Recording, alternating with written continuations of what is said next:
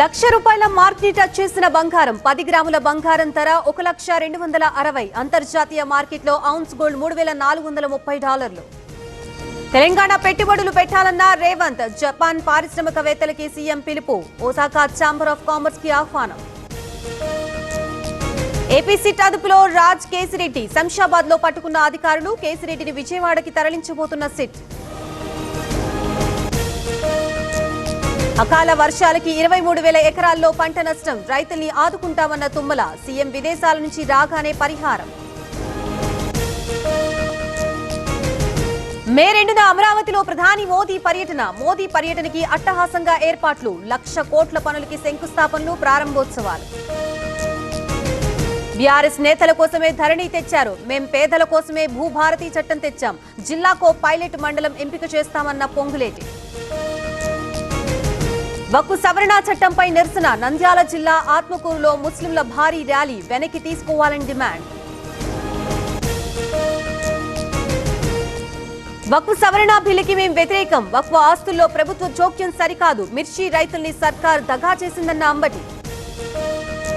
కాకినాడ జిల్లాలో మాజీ ఐపీఎస్ పర్యటన హత్యకి గురైన సుబ్రహ్మణ్యం కుటుంబానికి పరామర్శ దర్యాప్తు లోపభూయిష్టంగా ఉందన్న ఏసీ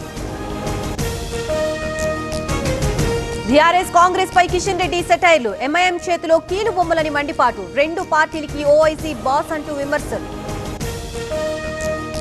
లిక్కర్ షాపుల నుంచి వసూళ్లు ప్రొద్దుటూరు డీఎస్పీపై వరదరాజులు ఆరోపణలు అక్రమాలపై జవాబు చెప్పాలన్న ఎమ్మెల్యే ఒడిశాపై కొటియా గ్రామాల ఆగ్రహం రేషన్ పెన్షన్ కార్డులు వెనక్కి ఇచ్చేందుకు సిద్ధం తమని ఏపీలో కలపాలని విన్నపం